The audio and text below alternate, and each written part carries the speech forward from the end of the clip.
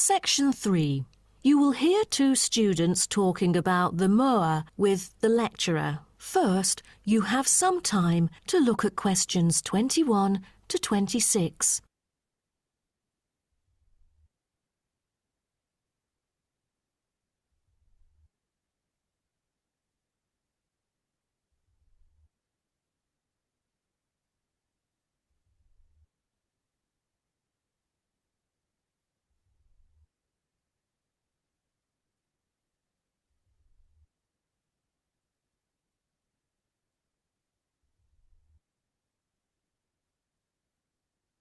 Now, listen carefully and answer questions 21 to 26.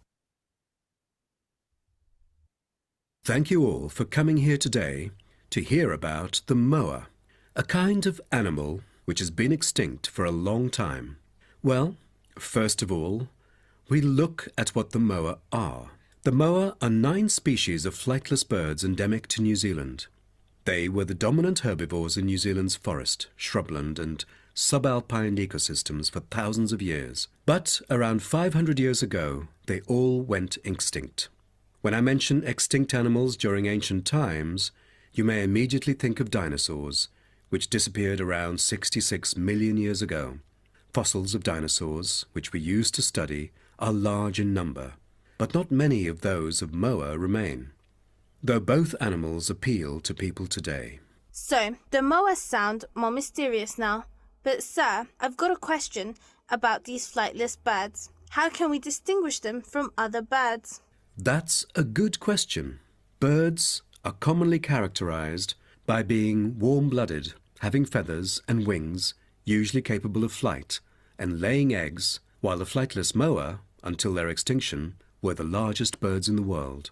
Their heads are relatively small in relation to their bodies, and they are the only wingless birds lacking even the vestigial wings and substantial tailbones in their family. That's impressive, but were they born to be like that? I mean, when they were chicks. Yes, absolutely. So let's move on to the chicks. The eggs of moa were laid in nests and incubated for about 2 months. The chicks would be well developed upon hatching, and probably would be able to leave the nests to feed on their own almost immediately. I've heard that the male moa are thought to have incubated the eggs. Is that true? I think there is a possibility for that. I've read somewhere that the sex-specific DNA recovered from the outer surfaces of eggshells suggested that these eggs were likely to have been hatched by the male, but we still need to consult more. But I have a question. There has been some occasional speculation that the moa were still alive, because someone said they had caught sight of them in New Zealand in the late 19th century or even the 20th. Do you think it's possible? I'm not amazed by that, since that kind of thing has been claimed several times. But I find it funny because no reliable evidence of moa tracks has ever been found, and experts still contend that moa survival is extremely unlikely. So what was the reason for the moa's extinction? I wonder if it was global warming or some other factors related to their living environment. Well, before the arrival of human settlers in New Zealand, the moa's only predator was the massive Haas eagle. Then the Maori arrived sometime before CE 1300, and all moa genera were soon driven to extinction by hunting. What a horrible thing.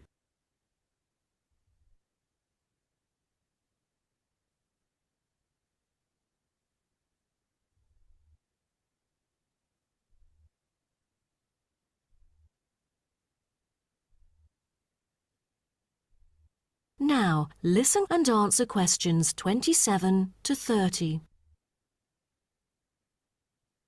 All right, now let's look at the features of some species of moa. The South Island giant moa may have been the tallest birds ever known, and the second tallest of the 9 moa species is the North Island giant moa, with the females being markedly larger than males, both in weight and height. And I've heard that the smallest of the moa birds are the coastal moa. Is that right? Yes, you were right. And have you heard about any other kind of moa before? I know the crested moa. The eggs they laid may be larger than others. As they mainly lived in the remote interior of the southern island, their fossils are rare or absent in archaeological sites, and no egg remains have yet been identified. Are there any species of moa that have got more fossils? Yes, of course. A considerable amount of remains of the stout-legged moa exist, due to the well-preserved properties of their habitat. Their skulls reveal relatively bad vision, a good sense of smell, and a very short bill. Then there is the eastern moa. They were remarkable in having very long and narrow windpipes, which probably enabled them to make louder, more resonant calls than those of other moa, and had the greatest vocal abilities, so they could communicate when they could not see each other in the forest or at night. They used a range of senses, apart from sound, in their search for food, such as their sense of smell and vision. That is the end of section 3. You now have half a minute to check your answers.